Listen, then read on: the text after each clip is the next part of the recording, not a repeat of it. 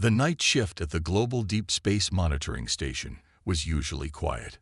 Tom Miller sat at his desk, sipping his third cup of coffee while watching the endless streams of data flow across his screens. The facility, hidden away in the snowy peaks of Alaska, was responsible for tracking everything from space debris to radio signals from distant stars. At exactly 3:27 a.m., every computer in the facility started beeping simultaneously. Tom nearly spilled his coffee as he jumped to attention. The incoming signal was unlike anything he had ever seen before, a perfect, repeating pattern that couldn't possibly be natural. "Hey Bill, come take a look at this," Tom called out to his supervisor, who was doing his usual midnight rounds.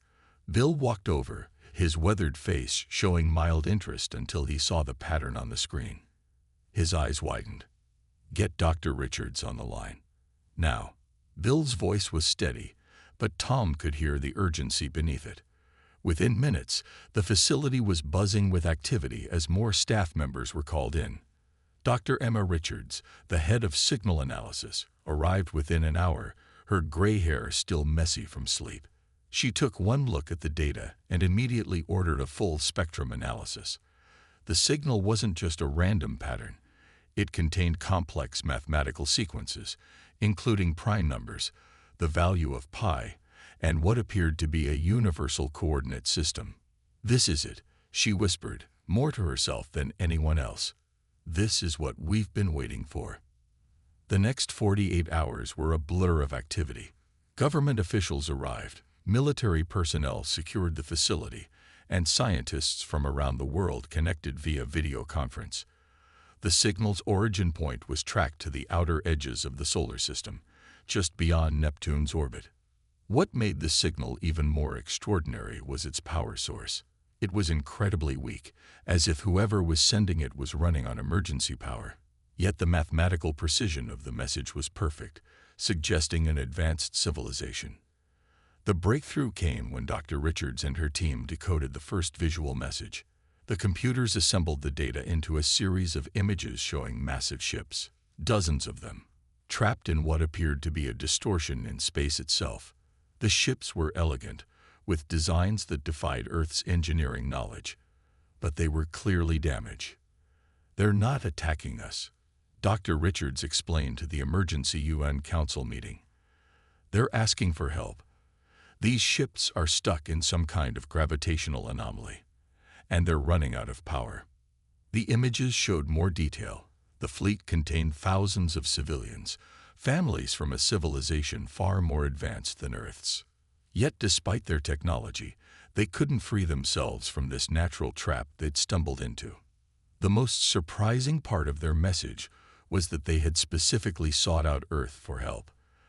Their long-range scans had shown them something about humans that made them believe we could help where others had failed. As the world governments debated what to do, more data arrived. The aliens shared basic information about their species, their situation, and most importantly, why they thought humans could help. Their message explained that human brains processed spatial relationships differently than most other species in the galaxy. Where others saw problems in terms of advanced quantum mechanics, humans still thought in simple, three-dimensional terms that might be the key to solving their crisis. The final piece of their message was a countdown. The fleet had enough emergency power to last 3 Earth months. After that, their life support systems would fail, and thousands of lives would be lost. Dr. Richards stood before the UN Assembly, her voice firm as she delivered her conclusion. "We have a choice to make. These beings have traveled across the galaxy, passing dozens of other civilizations, to ask us, humans, for help. They believe we can see solutions that their advanced minds cannot. The question isn't whether we should help them. The question is, how fast can we get there?" The assembly hall erupted in discussion. For the first time in human history, the world faced a crisis that required not military might or advanced technology, but something uniquely human, our ability to think differently, to see simple solutions where others saw only complexity. The clock was ticking. and humanity had to prove that these aliens' faith in our species wasn't misplaced. The world moved at an unprecedented pace over the next week. Space agencies from every major nation pooled their resources and expertise. At NASA's main facility, engineers and scientists worked around the clock to establish clearer communication with the stranded fleet. Dr. Jack Wilson, a former Navy communications expert, made the first breakthrough. They're using basic physics as a language, he explained to the international team. Every message contains elements of universal constants: the speed of light, gravitational constants, atomic structures. It's brilliant, really. No matter where you're from in the universe, these things remain the same. The aliens' next transmission included detailed schematics of their ships. The vessels were massive, each one nearly the size of a small city. Their design was organic, almost like giant seeds drifting through space. But what caught everyone's attention was their propulsion system. They don't use rockets or engines as we know them, explained Dr. Wilson, pointing to the holographic display. Their ships manipulate space itself for movement. That's why they're trapped now. The anomaly is disrupting their ability to control space-time. The translation team worked day and night to establish better communication. They learned that the aliens called themselves simply the Travelers, translated into the closest human concept. Their civilization had been peaceful for thousands of years, focusing on exploration and scientific advancement rather than warfare or expansion. They're refugees, announced Mark Thompson, the lead xenobiologist. Their home system was dying, something about their star becoming unstable. The fleet contains their best and brightest, along with civilians, children, and a massive database of their civilization's knowledge. The more they learned, the more fascinating the situation became. The travelers had encountered other advanced species during their journey, but none could help them. Their technology was too similar, all based on the same principles of quantum manipulation and space-time distortion. That's why they sought out Earth. They needed a civilization that still thought in primitive terms. The first real-time communication happened on day 10. In a secure facility, surrounded by the world's top scientists and military leaders, a direct video link was established. The beam that appeared on screen was unlike anything they had expected. The traveler was a tall, slender creature that seemed to shimmer with bioluminescence. Its features were almost crystalline, yet organic. When it moved, it did so with a fluid grace that seemed to defy physics. But what struck everyone in the room was its eyes. Deep, intelligent, and filled with what could only be described as hope. "We greet you, people of Earth." The translation computer converted its mathematical signals into English.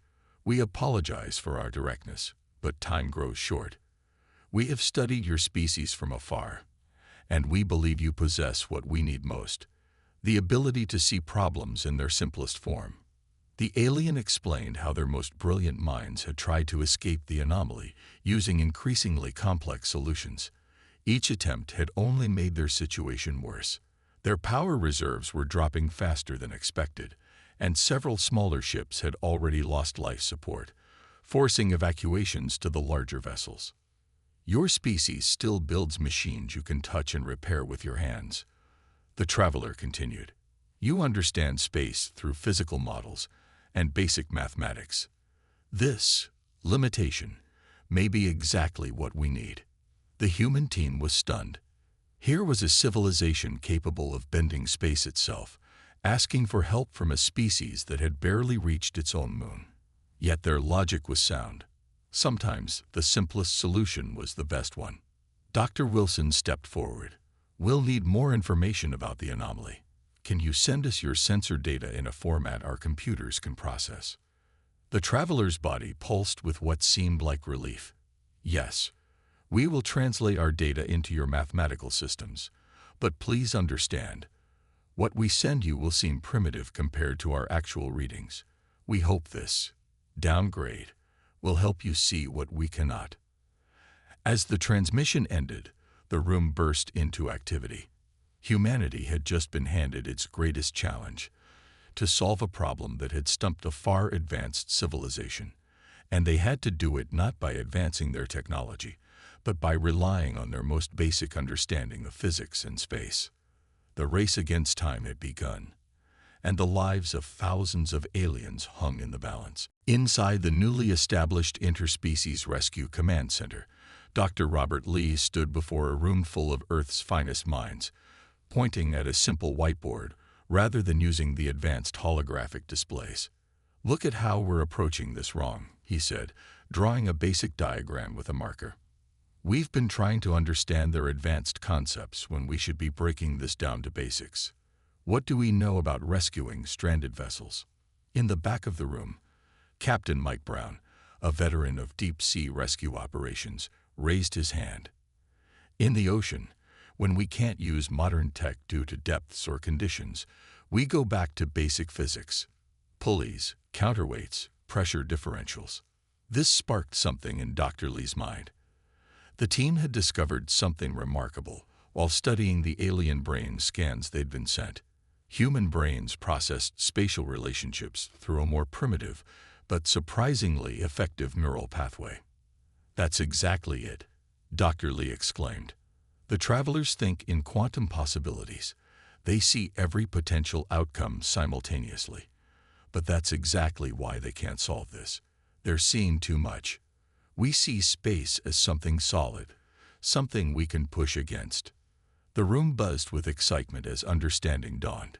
Humans' primitive way of viewing space as a solid thing rather than a quantum probability field might be the key to solving the crisis. The selection process for the rescue mission began immediately. They needed people who could think creatively under pressure but weren't too dependent on advanced technology. Captain Brown was the first choice to lead the mission. "I want James Cooper from the Antarctic Rescue Team," Brown said during the selection meeting. He once saved an entire research station using nothing but spare parts and basic mechanics. Cooper, a tall, quiet man with calloused hands and sharp eyes, was brought in within days. The team grew to include Linda Martinez, a mining engineer known for improvising solutions in dangerous cave rescues, and Dr. David White, a physicist who was famous, or infamous, in academic circles for solving complex problems using elementary school mathematics. The travelers were puzzled by the human selection process. "Why do you choose those with less advanced knowledge?" they asked during one communication session. Captain Brown answered simply, "Because they know how to work when everything else fails." Training began in a hastily constructed simulator designed to mimic the gravitational anomalies effects. The human team quickly discovered that their instincts were right. The more they relied on basic principles rather than complex calculations, the better they performed. Linda figured out that the anomaly behaved similarly to water currents in underground caves. "It's not about fighting the force," she explained. "It's about finding the natural paths through it." James Cooper spent hours working with simple models, treating the space distortion like ice formations he'd encountered in Antarctica. "Look here," he demonstrated with a piece of string and some clips. "The stress points follow basic patterns. We don't need quantum theory to navigate them." Dr. White's contribution was perhaps the most surprising. He took the travelers' complex quantum equations and simplified them down to basic Newtonian physics. "Sometimes," he said, "you need to ignore the complicated stuff to see what's really happening." The breakthrough came during their final simulation. When all their instruments failed, the team successfully navigated a test vessel through a simulated anomaly using nothing but visual cues and basic thrust calculations. "It's like reading the waves," Captain Brown explained to the astonished alien observers. "You don't need to understand every water molecule to know how the ocean moves." As the team prepared for launch, they faced one final challenge. The travelers had offered their advanced technology for the rescue mission, but Captain Brown refused. "We'll use our own ships," he insisted. "Modified, yes, but fundamentally human technology. The moment we start using equipment we don't fully understand, we lose our advantage." Standing before their retrofitted vessel, named Archimedes, after the ancient physicist, the rescue team felt the weight of their mission. They weren't just going to save lives.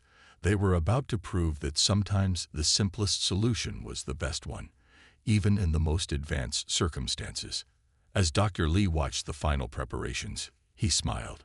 Sometimes, he mused, you need to take a step backward to move forward. Archimedes lifted off from Earth's surface on a clear morning, carrying humanity's hopes and a crew of 6. The ship was a curious hybrid, a modified deep space vessel that looked almost primitive compared to the sleek alien crafts they were going to rescue. Systems check, Captain Brown called out from the command chair. The crew responded with a series of confirmations, using simple radio communications rather than the quantum entanglement systems the travelers had offered. Linda Martinez monitored their custom-built navigation system, which used old-style gyroscopes alongside modern sensors. It's like having a compass next to a GPS, she had explained during development. When one fails, the other still works.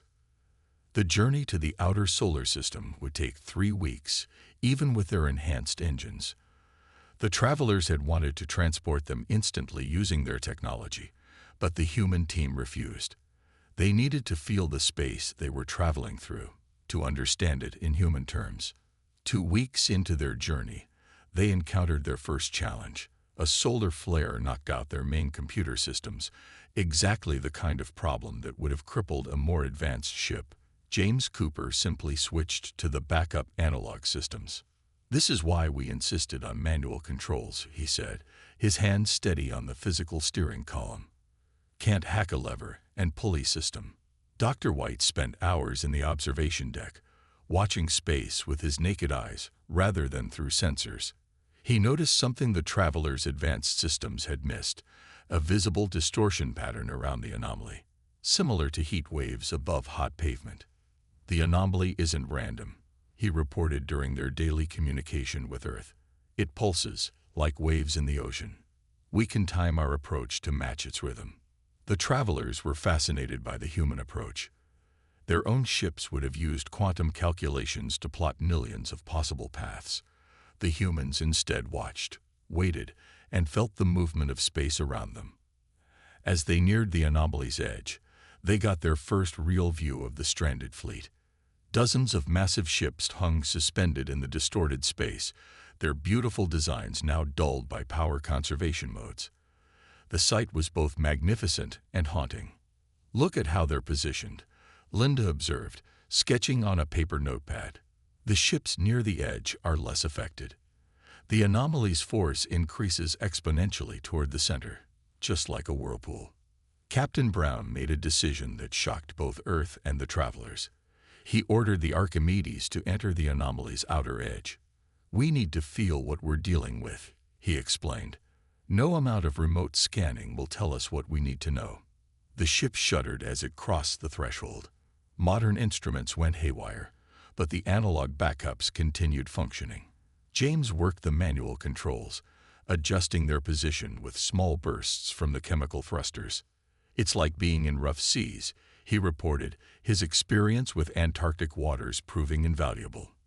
There's a pattern to it. You just have to feel the flow. Dr. White made another crucial observation. The travelers' quantum drives actually made their situation worse. Their attempts to manipulate space were being reflected and amplified by the anomaly. But the Archimedes' simple chemical engines pushed against space in a way that the anomaly couldn't distort. Sometimes brute force is better than finesse, Captain Brown commented as they successfully navigated deeper into the distortion field. The crew spent 2 days mapping the anomaly using their hybrid of old and new technology.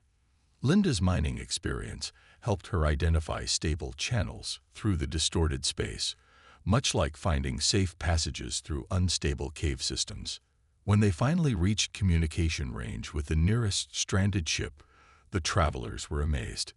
The humans had achieved in days what their advanced civilizations couldn't do in months. How did you navigate the quantum fluctuations? The traveler captain asked. Captain Brown's response was simple. We didn't. We just sailed through space like we've been doing for centuries. Sometimes the old ways work best. As they prepared for the rescue operation, The crew of Archimedes had proved something remarkable.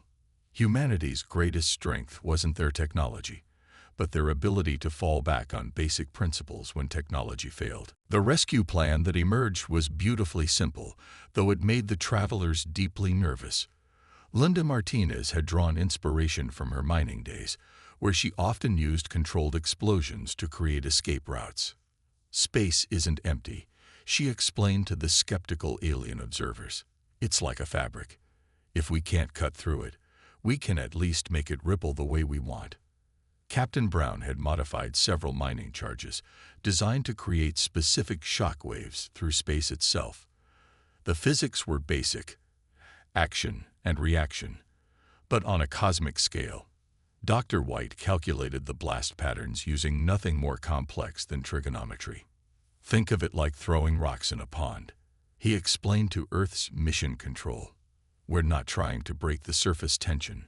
We're using the ripples to push the ships where we want them.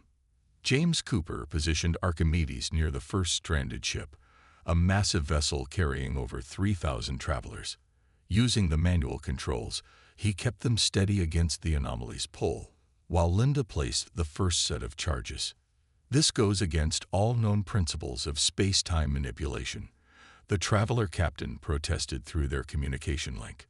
Exactly, Captain Brown responded. That's why it'll work. The first detonation sent a visible wave through the distorted space.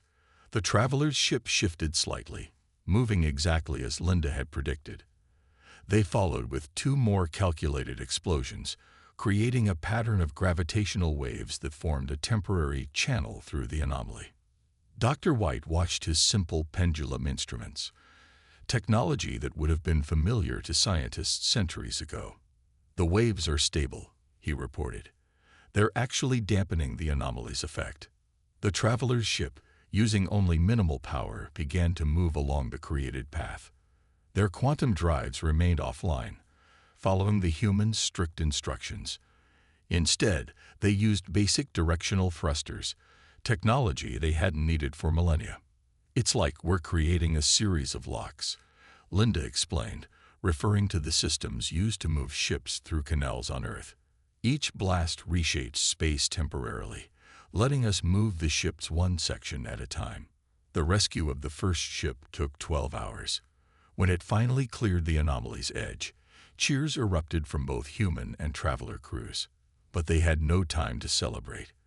There were still many ships to save, and their power reserves were critically low. They refined their technique with each rescue. James discovered that timing the detonations to the anomaly's natural pulse made them more effective. Linda adjusted the placement of charges based on each ship's size and position, treating space like the rock formations she used to work with. The travelers watched in amazement as these primitive humans used explosives and basic physics to accomplish what their advanced technology couldn't. Some of their scientists began taking notes, learning to see space in this simpler, more practical way. Not everything went smoothly. During the rescue of the 7th ship, a charge detonated prematurely, sending dangerous waves through the distorted space. But instead of relying on complex calculations, Captain Brown trusted James's instincts. The helmsman rode out the waves like a sailor in a storm, using the disruption to their advantage. Sometimes you have to work with the chaos rather than against it, James explained later. As they reached the final ships in the center of the anomaly, the charges became less effective. The distortion was strongest here, twisting space in ways that even their simple approach couldn't fully counter. That's when Dr. White suggested something radical. We're thinking too directly, he said. Instead of fighting the center, let's use it. If we place charges in a spiral pattern, we can create a slingshot effect. The idea was pure human intuition, using the anomaly's own force to help push the ships out. It was the kind of solution that would never have occurred to the travelers, who saw space as something to be precisely controlled rather than worked with. The last rescue was the most dramatic. As the final ship cleared the anomaly's edge, the combined effect of all their detonations caused the distortion to collapse in on itself, creating a spectacular display of light and gravity waves. Simple physics, Dr. White said with a smile, watching the anomaly dissolve. Sometimes, that's all you need. In the weeks following the rescue, Archimedes became an unlikely classroom where two civilizations learned from each other. The travelers' ships, now safely orbiting Neptune, underwent repairs while their leaders engaged in detailed discussions with the human crew. "Show me again how you predicted the wave patterns," a traveler scientist named First Observer asked Linda. She pulled out her paper notebook, sketching the blast patterns with a simple pencil. The crystalline alien leaned forward, fascinated by the primitive yet effective method of recording information. "In mining, you learn to read the rock," Linda explained, drawing connecting lines between her diagrams. "Space isn't so different. It has layers, weak points, natural flows. You just have to learn to see them." The travelers were particularly interested in the Archimedes itself. Their engineers spent hours examining the hybrid systems, especially fascinated by the backup mechanical controls that had proved so crucial to the mission's success. "Your technology is redundant and inefficient," one of their engineers noted, not as criticism but with growing understanding. "But this redundancy saved your people. Our perfect systems had no fallback when they failed." Dr. White found himself in long discussions with traveler physicists, explaining how human mathematics had evolved. "We still teach children about Euclidean geometry," he told them. "Understanding simple shapes helps us grasp more complex ones later. You jumped straight to quantum mechanics without fully appreciating classical physics." Captain Brown noticed something interesting during these exchanges. The younger travelers were especially eager to learn human problem-solving methods. They practiced using manual tools and even requested lessons in celestial navigation using stars and simple instruments. "Your species sees the universe as it truly is," First Observer told Brown during a shared meal. The travelers had been amazed by human food. They had evolved beyond the need for physical sustenance centuries ago. "We see it as we think it should be." Perhaps both perspectives have value. James Cooper spent time teaching young travelers how to pilot ships using instinct and feel rather than pure computation.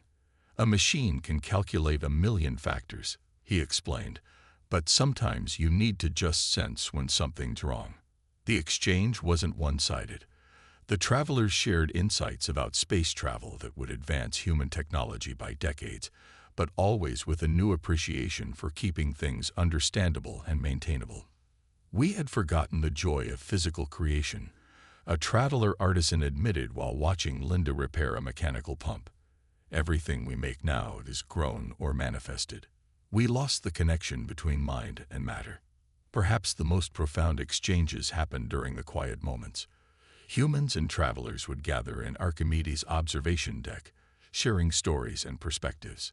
The aliens were fascinated by human art, music, and literature, concepts they had moved beyond, but now saw with new appreciation.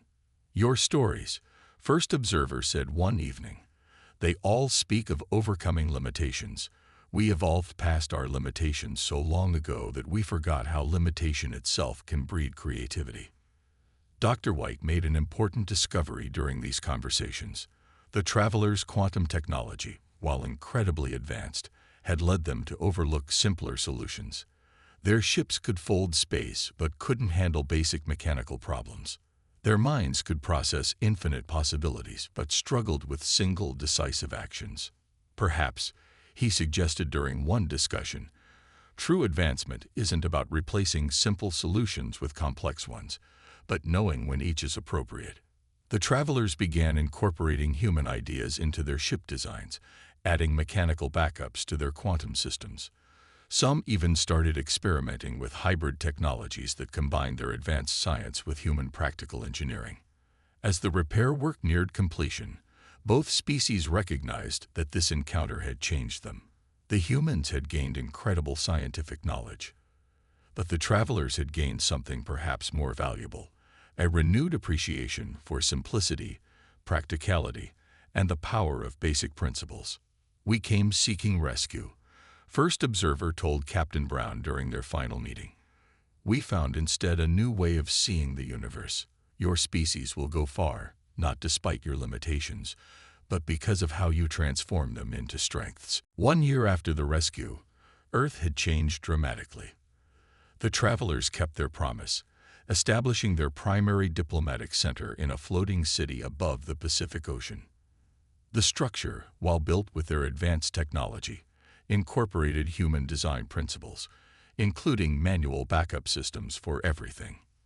The crew of Archimedes had become legendary figures, though they handled fame differently. Captain Brown continued leading space rescue operations, now training teams that combined human instincts with traveler technology. His methods became the standard for interstellar emergency response. Space may be vast, he would tell his students, but the principles of rescue remain the same whether you're saving someone from the ocean or from a quantum anomaly. Linda Martinez led a revolutionary new field of space mining, combining her practical experience with traveler insights. Her techniques for reading space distortions like rock formations created an entirely new approach to resource extraction across the solar system. The universe gives us signs, she explained during a lecture at the New Earth Traveler Institute. We just need to learn to read them, not try to control them. Dr. White's simple mathematical solutions to complex space problems became known as the Newton's cradle approach, a term that spread throughout the galaxy. Other advanced species began studying human physics textbooks, rediscovering the elegance of basic principles they had long forgotten. James Cooper found his skills in constant demand. He taught both humans and aliens the art of feeling space travel, creating a new hybrid style of piloting that combined instinct with advanced technology. His students were easily recognized by their habit of keeping one hand on manual controls, even while using quantum navigation. The travelers changed too. Their ships now featured physical control rooms alongside their quantum interfaces. Young travelers eagerly signed up for exchanges to Earth, wanting to learn human engineering and problem-solving methods. Some even chose to experience eating and sleeping, fascinated by the physical aspects of human existence they had evolved beyond. The impact spread beyond Earth and the travelers. Other advanced civilizations, hearing of the rescue, began sending observers to Earth. They were particularly interested in human education methods, where students learned principles from the ground up rather than starting with advanced concepts. The Newton's Cradle event, as it became known throughout the galaxy, marked a turning point in interstellar relations. Earth was recognized not just as a developing world, but as a place where unique perspectives could solve problems that stumped even the most advanced civilizations. The Global Deep Space Monitoring Station, where it all began, was transformed into a joint human-alien research facility. Tom Miller, the operator who first detected the signal, still worked there, now helping coordinate responses to other distress calls from across the galaxy. Funny thing about space, he would say, showing visitors the original signal recordings. Sometimes the most advanced civilizations need help from the least advanced ones. Keeps the universe humble. But perhaps the most significant change was in how humanity viewed itself. The success of Archimedes' mission proved that human limitations, our simple ways of thinking, our reliance on basic principles, our need to physically understand problems, weren't weaknesses at all. They were unique strengths in a galaxy that had perhaps advanced too far too fast. First Observer, who would become Earth's permanent ambassador, summed it up during the 1-year anniversary celebration. We travelers had reached so far into the complex that we could no longer see the simple. Humans reminded us that sometimes the most advanced solution is to take a step back and see things as they are, not as our technology tells us they should be. The legacy of the rescue mission continued to grow. Earth became known as the place to send problems that defied conventional advanced solutions. Humans became the galaxy's problem solvers, valued not for their technology, but for their unique way of seeing and thinking about the universe. As Dr. White often said in his later years, the greatest technology is useless without understanding its basic principles. Earth's gift to the galaxy wasn't our advancement, but our remembrance of what others had forgotten. That simplicity often holds the key to solving the most complex problems.